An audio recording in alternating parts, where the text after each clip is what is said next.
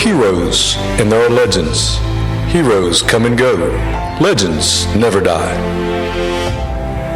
We usually say that you cannot become a legend before death. These are living legends. If the legends fall silent, who will teach the children of our ways? Sun Coaches Podcast, Season 5, brought to you by Titan Sensor, is proud to present The Legends.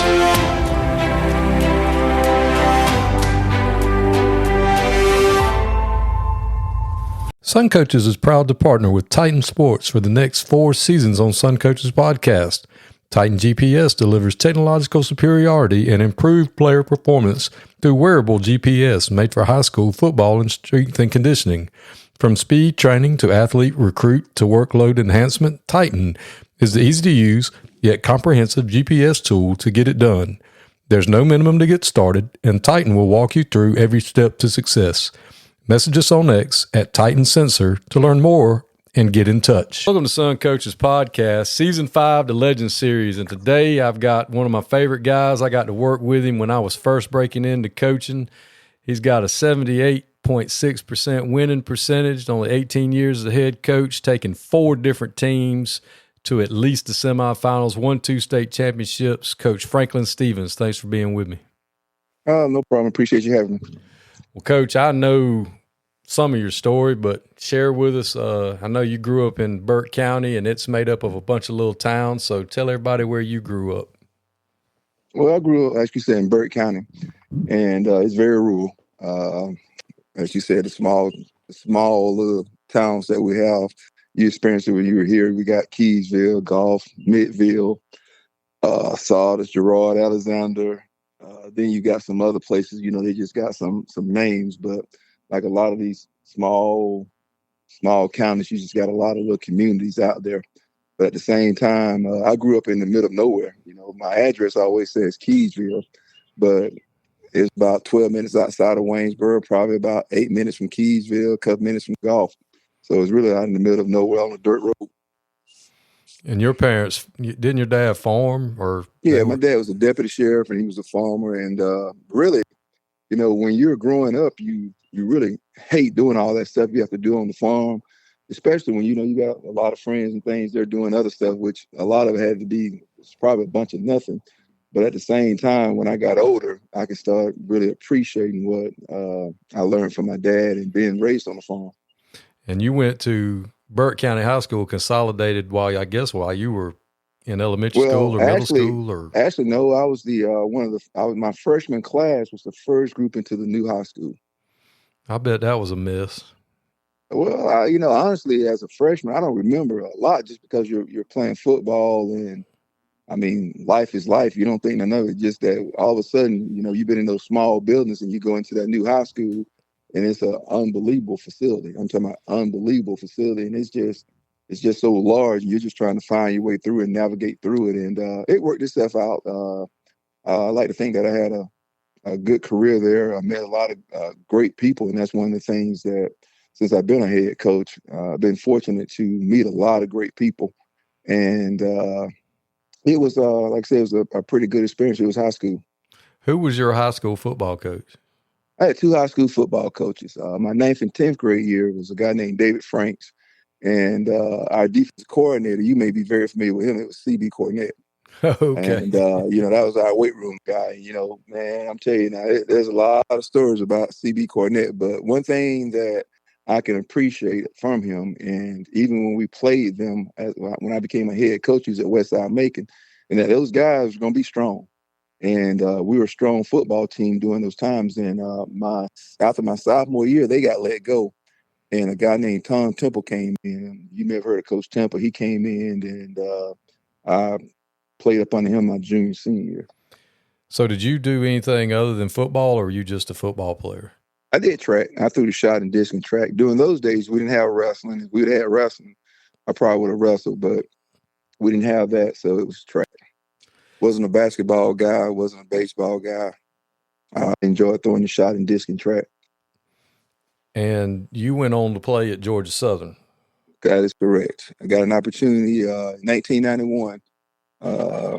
Coach Stowers and Coach Hodges came in and they offered me, and I had the opportunity to go some other places. But one of the things that was important to me, and Georgia Southern fit that bill, was the fact that my mom and dad could easily come see me play, and I thought that was important. Yeah, because it's just right down the road. Well, Oh, it was only maybe an hour and 10 minutes from my house. Yeah, and you were there. I was there from 91 to 94. And you were an All-American there too, weren't you? Yeah, I was actually 2-time All-American, and I actually won the Jacobs Blocking Trophy my senior year.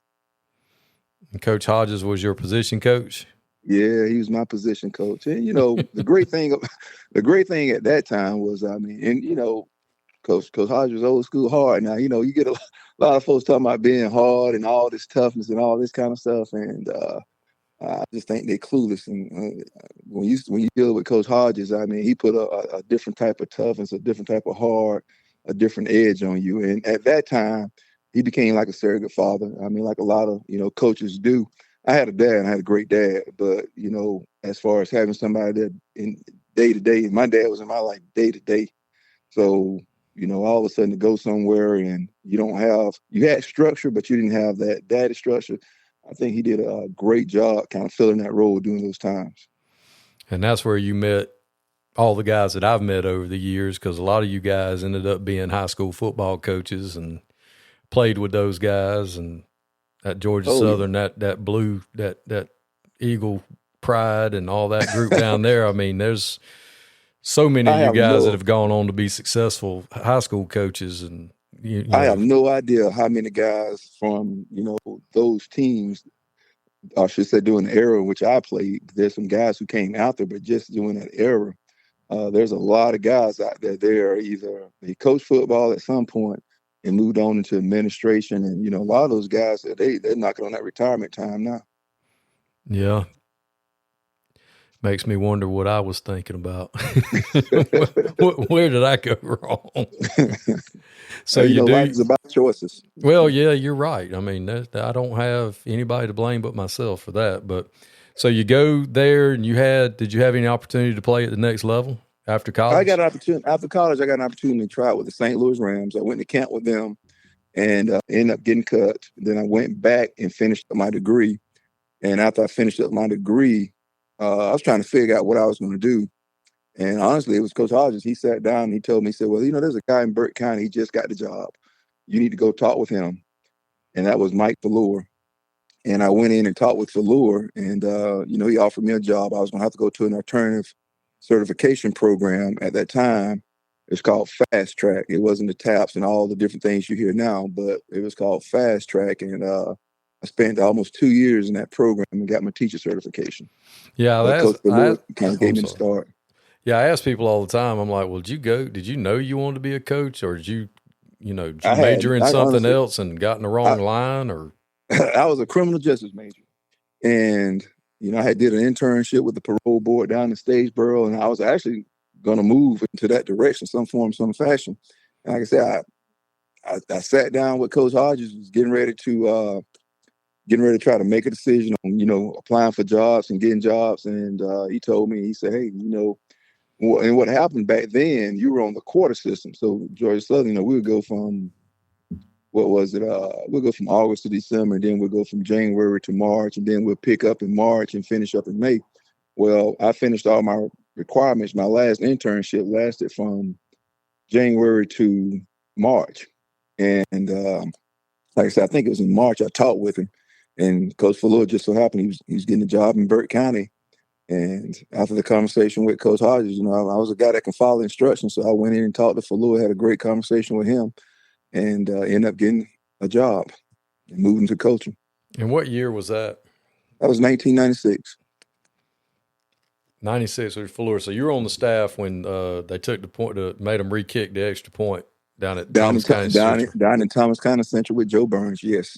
Yeah, I've told people 1,000 times over the years when they said that they wouldn't want a tie, and I remember you saying, "Yeah, you would. You would have taken." Yeah. I remember you and Nick saying, "Yeah, you would. You'd take that tie." You would have taken that tie and moved on. And that's a pride thing. Yeah. But for some guys, and Well, these sometimes you young think, coaches, they think, they're like, I wouldn't want a tie. And I'm sitting there oh going, yeah, no, you would take the tie, dude. you're thinking about yourself as opposed to everything you put in with your kids. Yeah. And for your kids, I mean, it would mean the world. And the thing about it is, we all, as coaches, we would say all the great things that football do for kids, and not just for kids, for the communities and all those things. But at the same time, those kids been working pretty much since the previous January, and they're at that moment. That's a huge letdown for them right there. And if you got something that you can finish with on a positive note, saying that, hey, you're sharing this, or you're part of this, especially with Thomas County Central during those times, because that may have been their field for 6th state championship. So I mean, that was a heck of a measuring stick, to be on the field with them. And if you kind of could have finished it even, yeah, we would want it. But at the same time, be able to finish it, man, it would have been unbelievable. Well, I know we'll circle back around to this later on in the conversation, but talk about the administration y'all had down there, because I missed him before I came in, but I remember hearing stories about how tight a ship was run at Burke County. That was Jack Willis. Mr. Willis was the way to describe him is he's a man's man, and he was gonna run that school, and whatever he put in writing, that's what you were gonna do.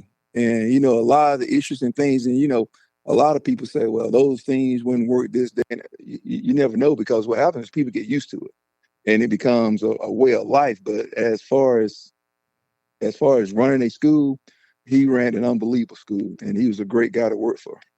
Yeah, I remember when I got there in 01, you and Coach Davis telling a story about him getting on the radio and saying somebody had been let go and they were going to be escorted off campus. It was like second period, and they were allowed to come back on campus later to get their stuff, and y'all were downstairs and y'all both picked up a broom and just started. Hey, man, you're gonna find something, dude. It's kind of like, when teachers are supposed to be standing at the doorway between classes, it was your best bet to be standing at the doorway between classes.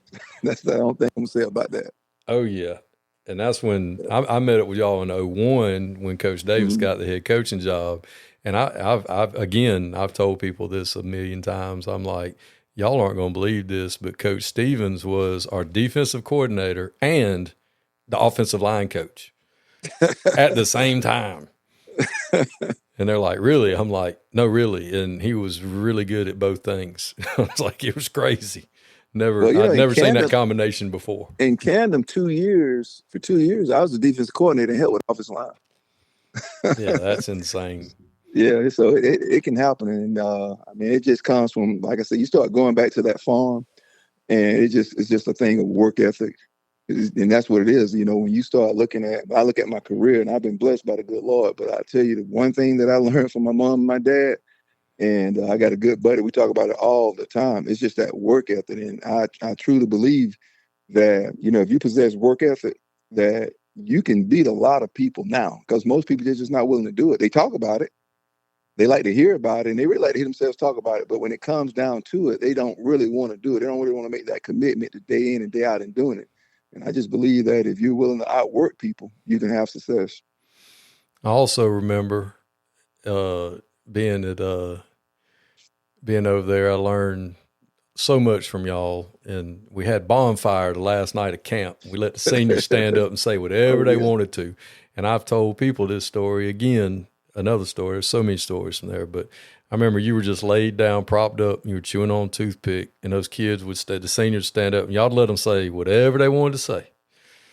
And just about every one of them will point at you and say, he was mean, or I didn't like that man, or I don't like that man, or whatever. And you didn't bat an eyelash. You just kept looking at them, and every one of them, to a child, at the end said, but he has made me a better man and a better football player. And I've never forgotten that. And really, that's what it's about. And you just kept on, you just kept looking at them like, well, yeah, I did my job. Yeah. Well, nobody likes to be challenged. They don't like that. They don't like the structure part of it, because a lot of people are just not used to it. When you put a bridle on a horse, the first time you put it on him, he don't just like it. You know what I'm talking about? But in order to control him and get him to do what you want him to do, you got to put it on him. And when you're dealing with kids and even sometimes adults, I tell kids this all the time, and I tell adults this: it is human nature to survive. It's not human nature to be great. So as humans, all we want to do is survive, and you got to be willing to push and push and push. And one thing throughout my career, and there's a mistake that when I talk to younger coaches and I tell them, one of the things is dealing with their families, but the other one is you can push, push, push, but you need to be appreciating what guys are doing. Like when I was at Tucker, we had some phenomenal guys they were unbelievable players, but you're pushing, pushing, pushing, pushing. And sometimes you miss what you need to see those guys are doing and appreciating the work that they're putting in. And it's a thing of beauty, because what happens is you'll look back at it on film and you go, wow, man, that guy. And then that guy becomes a legend that you're talking about consistently. But, when you're pushing them through it, that's not what's on your mind. You're just trying to get them to be the best they can be. And that's part of that, putting the edge on kids and getting those kids ready for Friday nights. And that's what you're trying to do. And not only Friday nights, trying to get them ready for life. So after Burke County, we all split up and went our separate ways. Yep. Where did you end up going after that? Went down to Cannon County as an assistant coach, and that probably is really what changed my course as a coach, going down there, getting with Coach Aaron. And how long were you with Coach Aaron? I spent 5 years down there. And what all did you do there? Well, you said you were. When I went in, I actually went down there because of Terry Crowder. When I first went to Burke County with Falua, Terry Crowder was the defensive coordinator for 3 years. And, when things kind of got twisted in Burke County, he reached out to me and asked me about, coming down there. And I had an opportunity to go a couple different places. And, I always liked Crowder. I was very fond of him. And then when I went down and talked with Coach Herron, I enjoyed our conversation. And I was like, this is a pretty good place. It got my wife closer to Jacksonville, where she was from. So I thought it would be a great situation when I went there. And it turned out it really worked out for me. So after Camden, what was one of the biggest things you learned from Coach Aaron when you were down there? I know you learned a lot, but if you could pinpoint one thing, I remember something you told me. I'm going to wonder if that's what you're going to say. It's probably not going to be it because of the fact that I said so much stuff. But at the same time, one of the things with Coach Aaron was just his organization. That was it. his organization was unbelievable. And that's one of the things, I hate to say pride, but I take pride in being organized, because I feel like it takes no talent to be organized. You just got to do the work, and you got to put the time in, and you should have plans for everything. And I never forget, and I told my wife about this here. We screwed up. I think it might have been the first game down there. We screwed up a timeout. We were playing Charleston. Somehow we screwed up a timeout. And the next week in practice, we worked on timeouts, the timeout organization. It's just like things like that you don't think about. And I never really thought about a timeout, as a player and as a coach. It just kind of happened. But to this day, I still use that same format that we put in down there. Is just, this is how we're going to do timeouts. And when I meet with coaches in the summertime, we do our retreats and things. It's one of those things where I tell them, hey, this is how we do timeouts. And we practice it as a team that, these guys are going to be here. These guys are going to be here. This coach is going to talk. This coach is going to talk. It's kind of the way we do it. Well, and you taught me too, after being down there. We spoke at a clinic off to the side, and you said something else that you picked up that I learned from you, was that as high school football, you're playing the clock. Correct. And I was like, what? And you said, baby, you're playing the clock. Get ahead.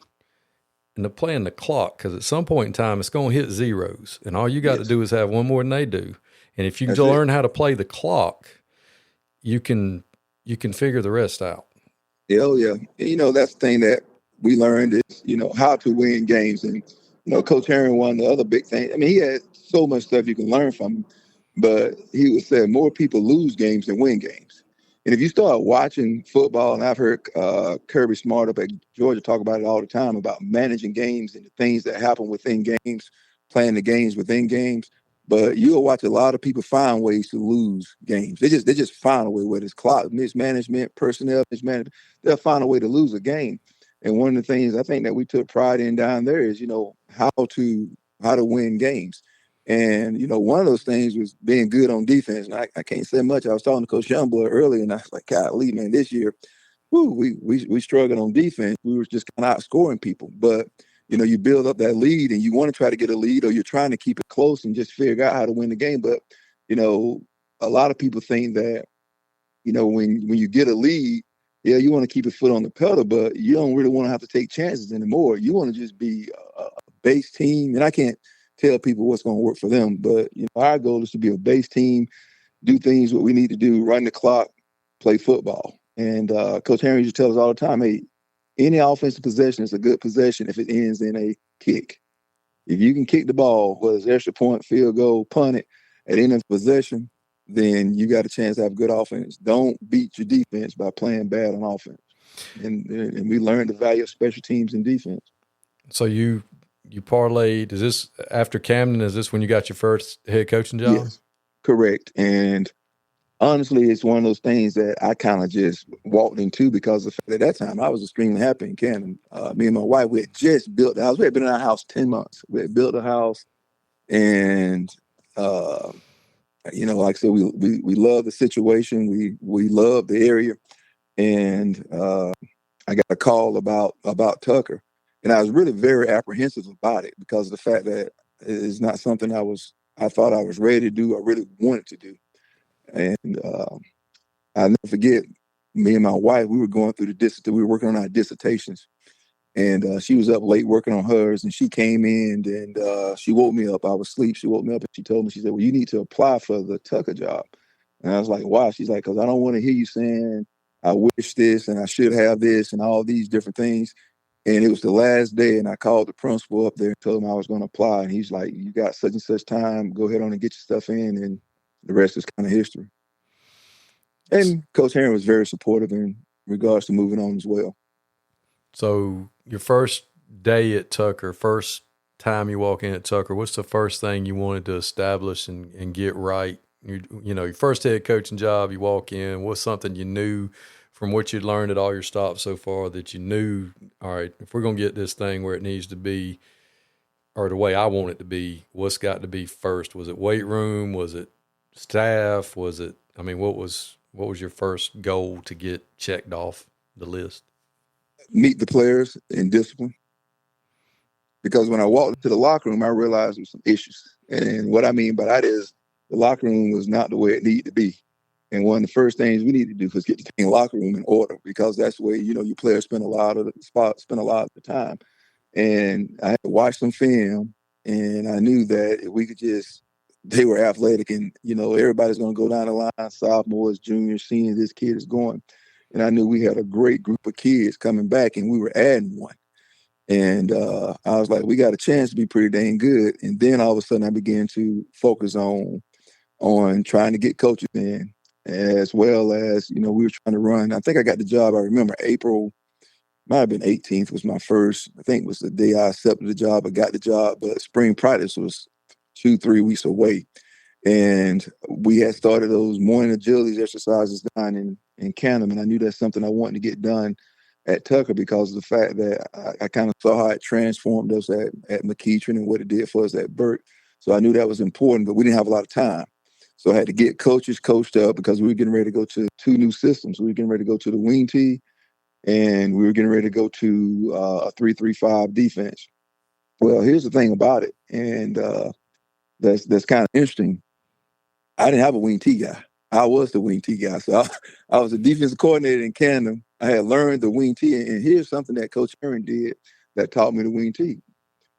Back then we had LRS system. It's kind of like what we have with Huddle 9, but we moved from LRS to I think it was DSV, DVS, or whatever it's called, DSV. And what Coach Aaron would do is he made me put in, when I was breaking down film, another team's offense, I had to put everything in wing tee terminology. So I learned the wing tee by putting that stuff in and day out. And that's just the way he wanted it, and that's the way I did it. So I was able to learn the system and kind of just, one thing I've always tried to do as a coach is learn as much as I can learn. I've never thought about being a offensive line coach or defensive line coach. I was going to be a football coach. I was going to know as much on offense as I knew on defense. So when I first got to Tucker, I had to run the offense. And I started teaching guys while I was there, how to do these things. And so I got a guy comfortable to call plays. I was the primary play caller for about to the middle of the season. I kind of turned the defense over. I had a good guy, it's Coach Lamar. He's the head coach up at South Gwinnett right now. I turned the defense over to him, and he did a great job. He was waiting on his opportunity to kind of be a defensive coordinator. He had been at Tucker. He's a Tucker alum, and he did a great job getting those guys going on the defense side of the ball. We was unbelievable on defense because even though we had players, we were struggling trying to get offense going. I mean, we had, good God Almighty, we had unbelievable players. And but defense kind of kept it together for us until offense, so we can kind of find our way and get better. So how many years did it take before you won the first state championship? We won year 2. I call it the meltdown. Year 1, we got in the semis with Northside, Warner Robins. We were up 28-7, and we ended up losing 31-28. And God, if I would have been anything outside of a first-year coach, we'd have probably won that game, because when I look back at it, some of the decisions that were made, there were some chances we needed to take in the second quarter, not in the second quarter, in the second half. And I was just reluctant. I was like, hey, we know what? We'll win this thing with defense. And they hit us over the top a couple of times and for some big plays and got momentum, and we ended up losing at 31-28. But the next year we come back and we end up winning it. So what was that like, the very first one? It was unbelievable. I tell you what, though. I mean, you'd won one as an assistant, but winning one as a head coach, I mean, it was an unbelievable feeling. But I tell you what I learned at that time. I learned that there was something bigger than football, because of the fact that I remember the next day laying on the couch, and you getting all these texts all night long from people congratulating and everything. And at some point I shut the phone off, because of the fact that I thought, man, it's got to be something more, because of the fact that in my mind, I've left the state championship. It's over with. What's next? I've always kind of been a what's next guy. And I'm sitting there thinking, what's next? And that's done. And it's almost like I didn't enjoy it. It was almost like, man, it's over with. All right, let's get ready to move on to the next thing. And I realized that the thing that was missing is where we're affecting kids' lives, and then what was going to be our spiritual component into our program. And I realized that those things were very important besides the state championship. So that's when you started injecting that into your program. Yeah, we were already kind of doing it, but I really just made a wholehearted effort to get that done. So how many years was it in between? Was it 2 years in between the two?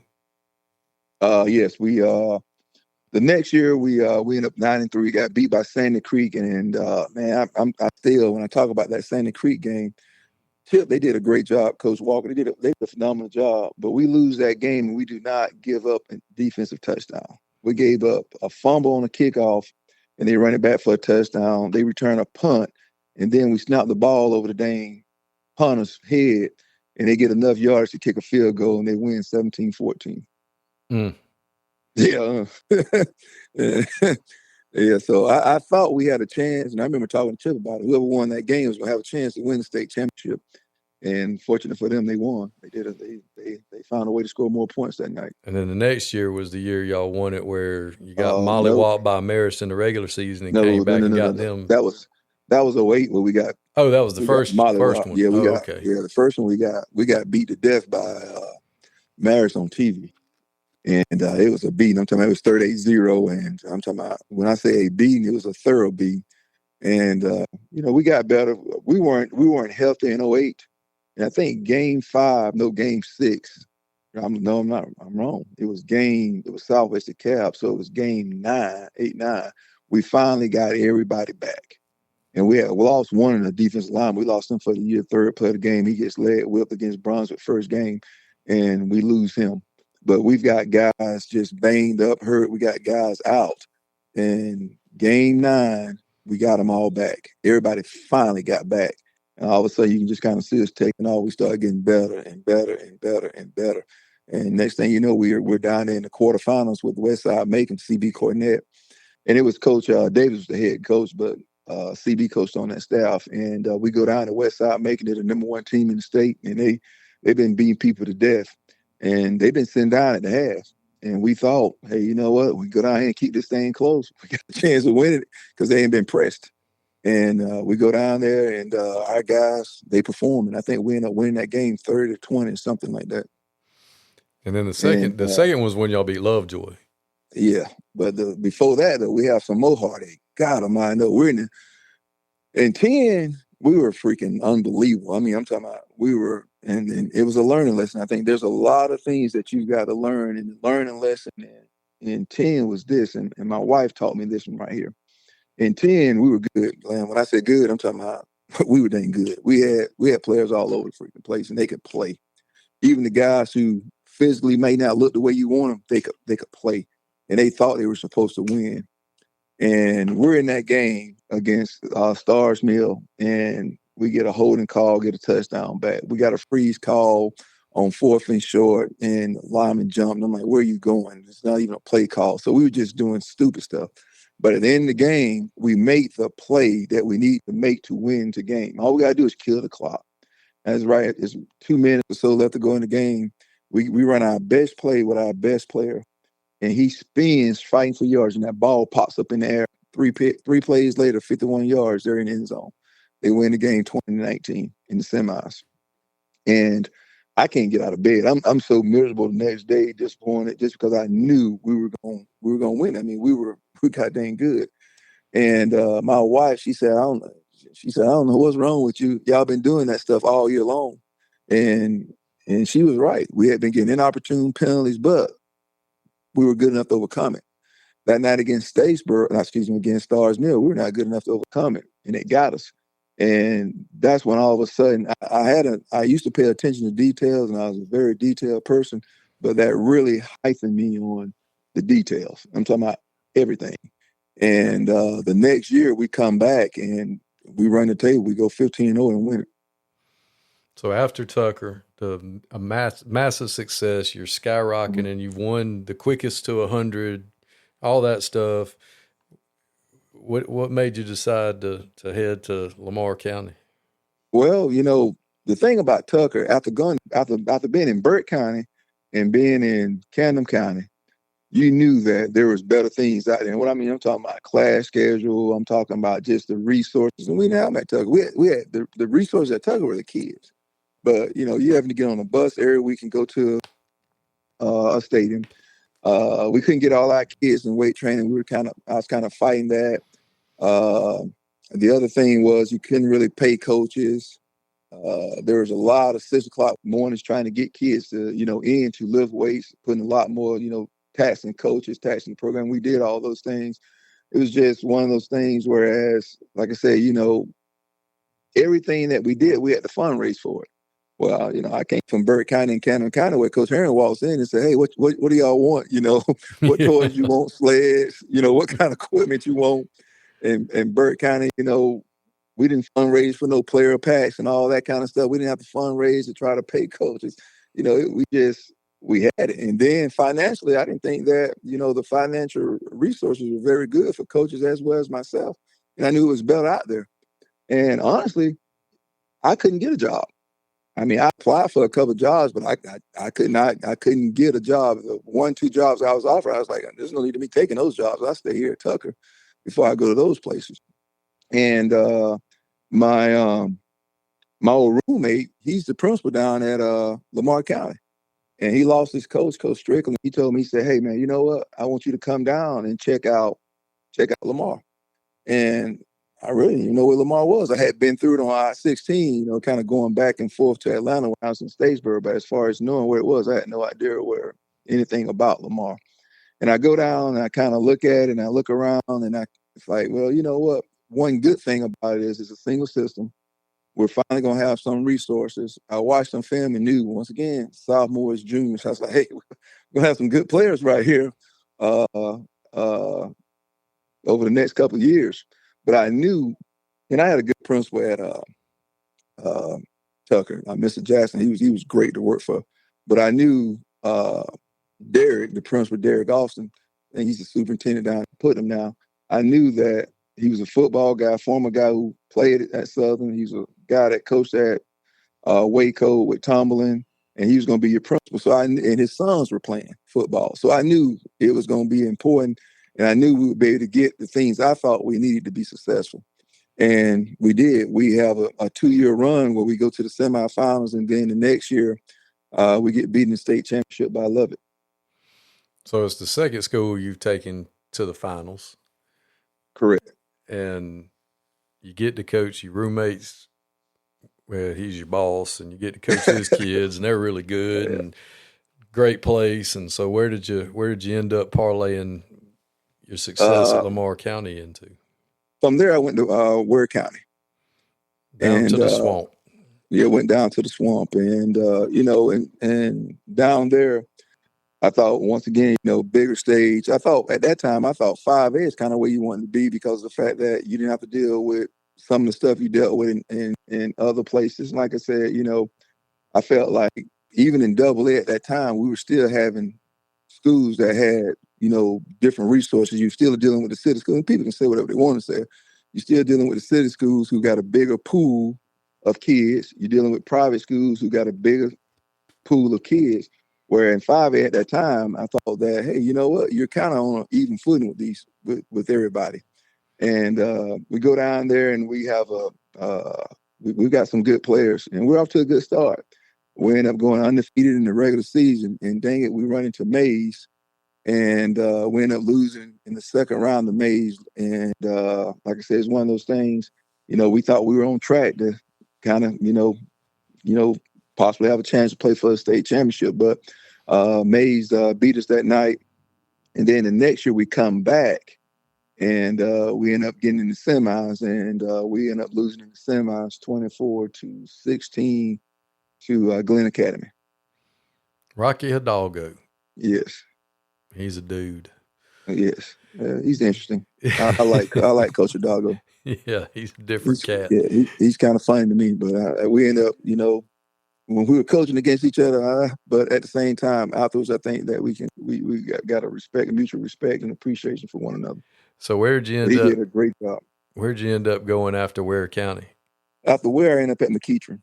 And, once again, it's kind of similar story to Ware. The first year, we're undefeated in the regular season, but we ended up getting beat by Josh Downs and North Gwinnett in the third round.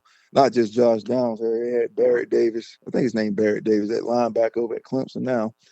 But they ended up beating us in the third round. Don't get me wrong, we had our fair share of guys too. Trying to remember his name right now, Coach Stewart. Coach Stewart and those guys, they just outperformed us that night. So how long were you at McEachern? I spent 4 years at McEachern. And then Mama called, as Bear Bryant once said. Well, then all of a sudden, after the season at McEachern, I think Coach Parker had some health issues. He had a health scare, and he ended up going ahead and officially retiring. He had retired once, and he was working on 49%. Then he retired, and got an opportunity to come back to Burke County. And for me, I wanted to get back to a single. Eventually, when it's all said and done, I wanted to be able to get back into a one school system if I could, where football was where it's still important. And that comes with a lot of positives, then it comes with some negatives. But the other thing is, my dad passed in 2018, so it was important to get back. I didn't have to drive 3 hours to cut the grass anymore. Things such as that right there, where I can get in and take care of certain things from the mom. Then it was good to get back around. Familiarity. The big thing about coming to Burke County is we had to build a house. It just wasn't one of those things where you just move in and you're ready. If you moved a lot, all of a sudden you just get tired of it. And we had to move into a rental, then build a house and all that kind of stuff. But it's been a pretty dang good experience since being here. We've had some success this past year. Yeah, I got to play for it this past year, and taking your alma mater to play for a state championship was pretty cool. So the fourth school that you take to at least the semifinals, and there's only one other person that's ever done that as well, and that's Papa Wins. So that's pretty freaking good company to be in for a younger legend. That's pretty awesome. Multiple state championships, 180 plus wins, and still pretty much got tread on the tires. I don't know how much tread is there, but good God Almighty, I'm talking about it's running thin. Jesus Christ, it's running thin. And I still love it. Like I said, one of the things I enjoy is I still enjoy the growth and development of kids. And that's always kind of been one of my things. Don't get me wrong, I love to compete. But at the same time, when you can kind of get a kid as a freshman, maybe a sophomore, and just like this past year, we had some guys, my first year here, they couldn't play. They just weren't ready to play. And they were juniors. and they got an opportunity to play their senior year, and they had a big senior year for us, and they made an impact for us. And to me, that's the great thing about high school football. And once again, I'm very, very honest. I'm gonna throw it out there. That's not what's going on in the high school scene anymore. And like I said, I've been the beneficiary on both ends. And what I mean by that is the transfers, but in these rural areas, there's no transfers. You got what you got. Yeah. So as I, we do these things called character teams now. And some of my coaches, they lead these teams, and they were complaining about, what kids are doing. What I said, what, even my kids who we're trying to, use this as a leadership tool, they're complaining about some of the guys. I said, hey, you guys are just like us. We don't get to pick and choose who come through that door. What we do is who comes to that door and say they want to play football and want to be part of the Burke County football program, they want to be bear built. We take them and we try to help them grow and be as successful as they can be, maximize their potential. That's what you got to do. And now we've gotten away from that. I mean, in high school football, and down here in AA, I think that it's a little different for us because we deal with a lot of rural guys. But at the same time, there's still some city AA's out there, whereas and people, they can say they won't, and it's not a head coach thing. As I was telling a guy the other day, it's not a head coach thing. The head coach is probably he's not out there doing anything. You got parents, you got players. They're out. Come play with me. Let's play together. And next thing you know, instead of having to play with that sophomore kid who you got to develop, all of a sudden you get this stud senior transfer. Well, yeah, you can keep it going. You can keep it going as opposed to dropping off. Just like next year, we've had a quarterback. This will be his third. Next year will be his third year starting for us. Well, all of a sudden, guess what? We got to go to the following year. Following year, we'll probably go to a kid who, hadn't really played a lot. He's going to be a younger kid, possibility of a younger kid, where all of a sudden, if I had a kid, a senior who's ready to go, or a running back, we're losing our stud running back this year. All of a sudden, we look up and now we've got another one coming in, that helps the programs go as opposed to guys having to develop and coach what comes through the door. And I imagine they are coaching what comes through the door, but at the same time, it is a difference. So what's some other things about the high school game that's changed over the years that, I ask everybody this, and you went ahead and named a big one. What's some other things you noticed, whether it's with young coaches or just the game itself, or things that's just changed over the years?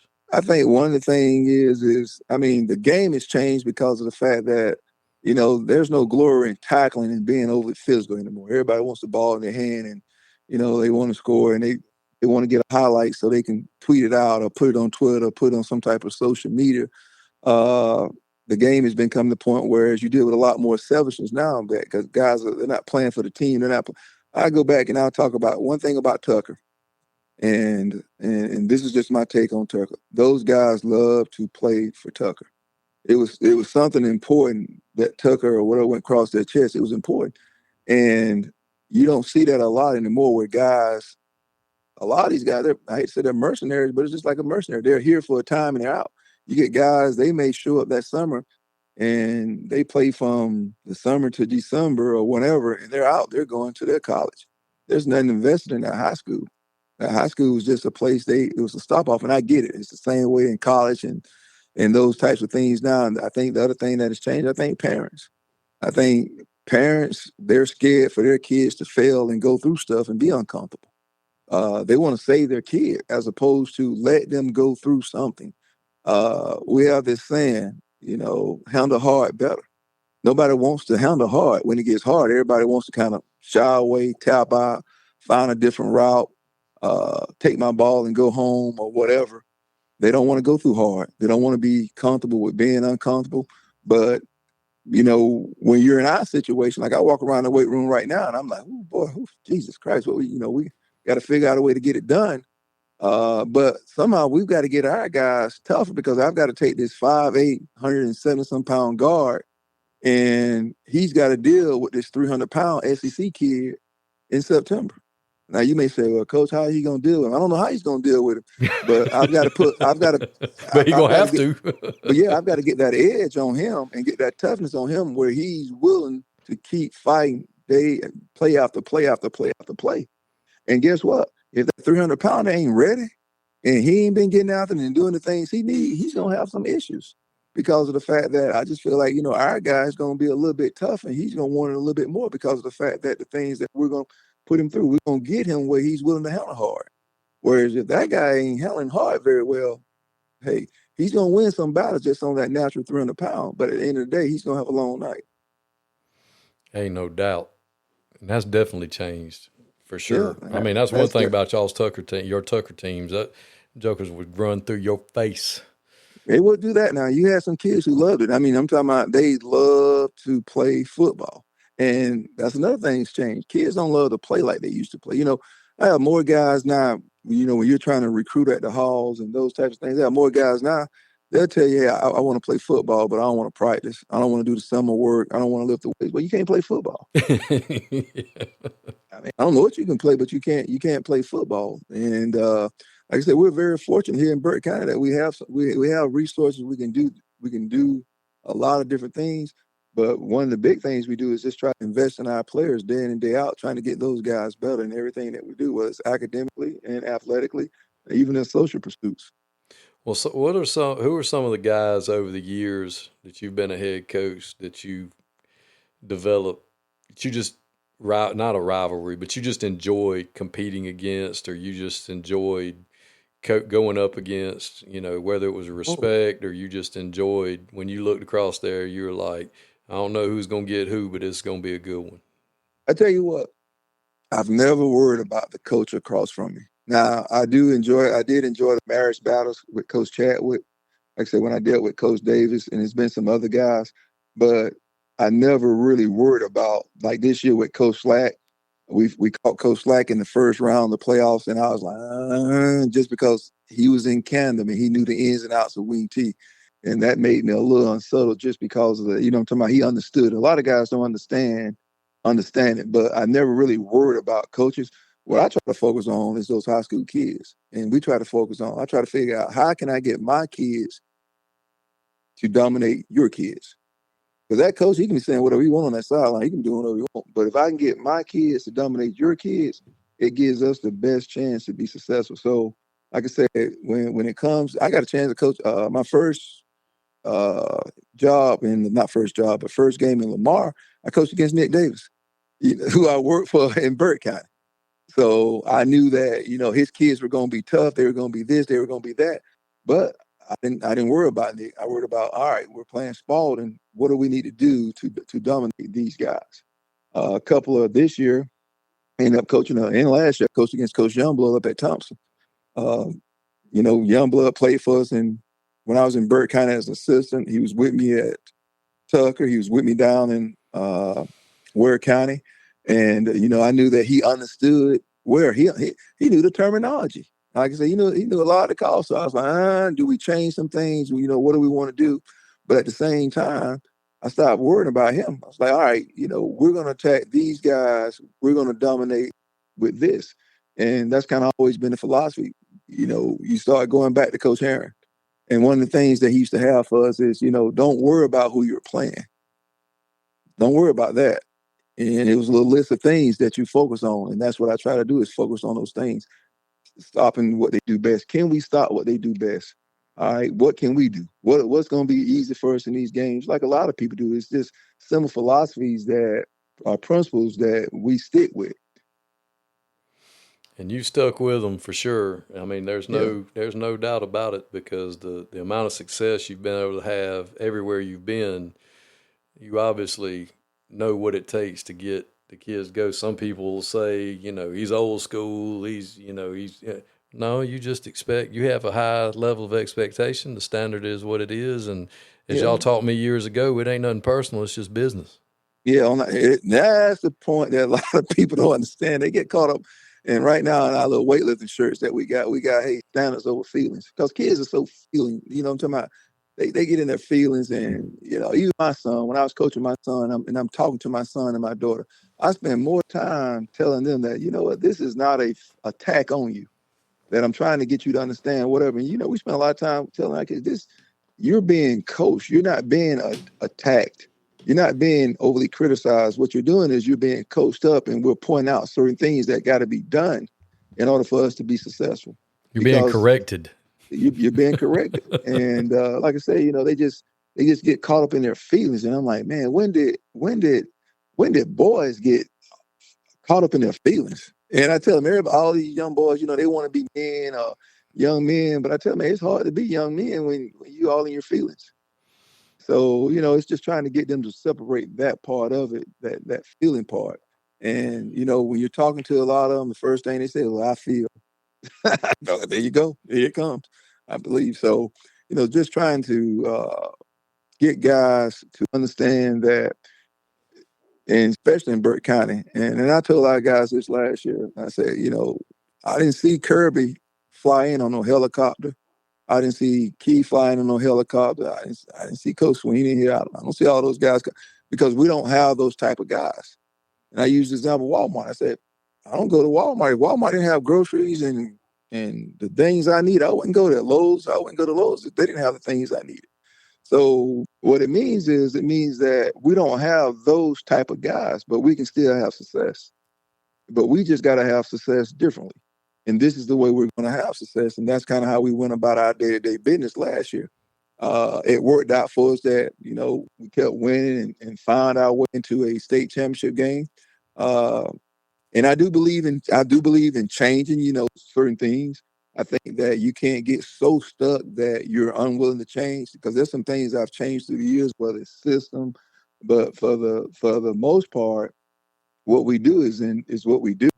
And it really starts with the weight room. Everything that we do starts with strength and conditioning and trying to get kids tougher. And I felt like the player I became when I was at Georgia Southern, I had a lot to do with just the mindset that Coach Hodges created in the offensive line within us.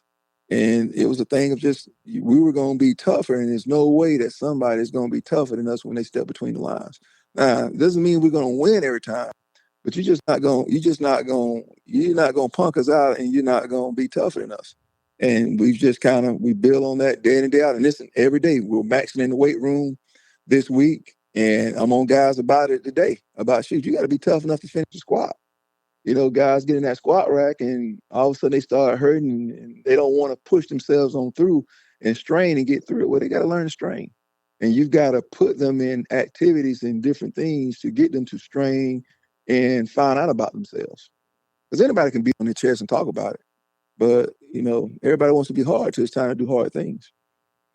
And you are definitely one of the last of the hard, as Coach Hodges' camps T-shirts used to say all the time. And I'm so thankful that early in my career I got to cross paths with you and be on the same staff with you and get to learn just from watching and build a friendship, so that over the years, if I ever needed to call on your expertise on things and to see what it really meant to be hard. Well, I ain't hard no more. I haven't got soft in my age. I don't got soft. Good God. Yeah, but your soft is the average human's normal hard, so that's probably a misnomer. But I appreciate you coming on with us and sharing with us, and I hope you've got plenty of more years left and going and bring that trophy home for your hometown. Well, I appreciate it. And it would be great to do it, but I think, like I said, it's more important to get these guys here something they can believe in, and something once they leave this program they can be proud of, and they can go on and take care of their families. And I tell them, you've got to figure out what success means. And in my mind, success means that you're able to take care of your family, whether that's going on to college, whether that's going to trade school, whether that's going into the military, or even that's just working a regular job. Are you able to take care of your family? Are you able to be a good person, do things in your community to help your community be better? I tell guys all the time, hey, when you go back and you become a red coach, these are the things that you need to make sure that you're teaching these red kids. And, just making sure that you're giving back. But I'm appreciative of you have given me an opportunity tonight.